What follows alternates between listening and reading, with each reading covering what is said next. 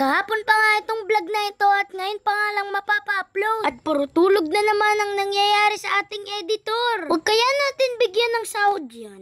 Nakaraos na naman ng isang linggo at ano naman ang natutunan mo? Pagdating ko sa bahay, kumikis at yakap agad ako sa mama ko. Dahil alam ko nga na-miss ako nito. Pero mamaya-maya nag-aaway na kami niyan. Naamoy ako ni mama, naamoy pabango nga daw ako ng babae. At ang tanong nga sa akin ay sino nga daw ang niyakap ko? Ay grabe naman yun. Kung naalala nyo, nag-promote nga ako dati ng pabango. At may kasama nga itong hand sanitizer. At nga ngayon ko lang ginamit at vanilla nga ang scent nito. At ito nga ang naamoy sa akin ni mama. Ito nga palang tinapay na pinabaon sa akin. Ay hindi ko nga kinain sa recess namin. Dahil naalala ko na ito nga ang paborito ni mama. At naisip ko na iuwi na lang sa kanya. Bumawas na nga lang ako ng kanin para sa lunch ko. At yun nga ang kinain ko nung recess namin. Na-appreciate naman ni mama ang ginawa ko. Pero sabi nga ni mama, wag ko na nga daw ulitin ng ganito. Dahil para sa akin daw talaga ang pinapabaon niya. Wag ko na nga daw siyang alalanin pa. Dahil Friday na, pwede na nga ulit ako gumamit ng tablet ko. Pero syempre, may oras pa din nga ang paggamit ko. Dahil hindi din naman maganda na nakababad ang mata natin sa screen. Syempre, ayoko din mabulag dahil gusto ko din makita kung gaano nga kaganda ang magiging future ko.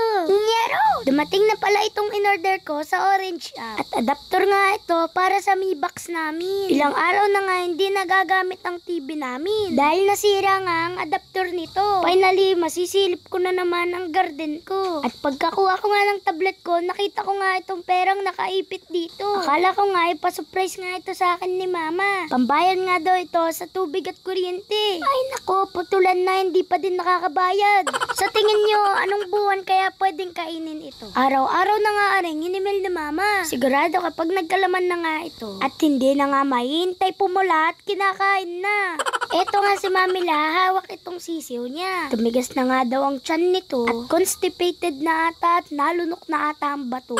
Anong hula nyo kung ilang araw na ang mga yan? Kung naghahanap pala kayo ng 45 days na manok, dinin na nga lang kayo umorder sa amin. Eh basta wag nyo lang babarating. Kung napapansin nyo, may nakaiwalay nga pala ditong sisiw. At ang mga yan daw ay mga pabebeng chicks. May pagdaan nga daw na bigla silang nipipilay. At bigla mo na nga lang makikita na normal naman ang lakad. Ay Diyos ko po mga pabebe nga. Habang iniintay nga namin ang pagdating ng tatay, tumambay nga muna dito si mama sa ginawang tambayan ni Dadelo. At ako naman ay nasa kwarto na ng ate ko. Alam nyo na, nag-aalam ng garden ko. Pinuntahan na nga ako dito ng mama at nadiyan na nga daw ang tatay. At kami nga ay pauwi na. Ganito nga ang routine namin tuwing weekdays. Pagkagaling ko sa school, diretso ako dito sa bahay ng mga lolo at lola ko. Kung saan dito din ako iniintay ni mama. Ang pag-uwi nga namin sa bahay ay nakadepende sa pag-uwi ni tatay. Nakakapagod pero tiis-tiis na nga lang muna. Naglalakad na ako papunta sa bahay. At tinawag nga ako nitong mga pare ko. At nagsosorry nga sila sa nangyari sa tsinelas ko. Hindi ko pa pala nakwikwento ang nangyari sa tsinelas ko. Nung nakaraang nga naglalaro kami ay aksidente ngang napahagis ang tsinelas ko. At dito nga sa kabilang bakod napahagis. At kahit sino hindi magtatangkang puntahan yan. At sa sukal na iyan ay baka makita mo pa ang gumagapang na si Preni. Pagdating ko sa bahay, tinesting ko agad itong adaptor. Tuwang-tuwa nga ako nung biglang umilaw. At sa wakas, makakapanood na nga ulit ako ng Attack on Titan. Sa tagal ko nang nanonood, nasa season 6 pa nga lang ako. Ito nga pala yung sinasabi ko nangyari sa adaptor ng Mi Box namin. Nung inugot ko nga ito sa saksakan, bigla nga naiwan ng isang bakal. At sa sobrang taranta ko nga, ay muntik ko nang hugutin. Buti na nga lang at napigilan ako ng tatay. At sa kuryente pa nga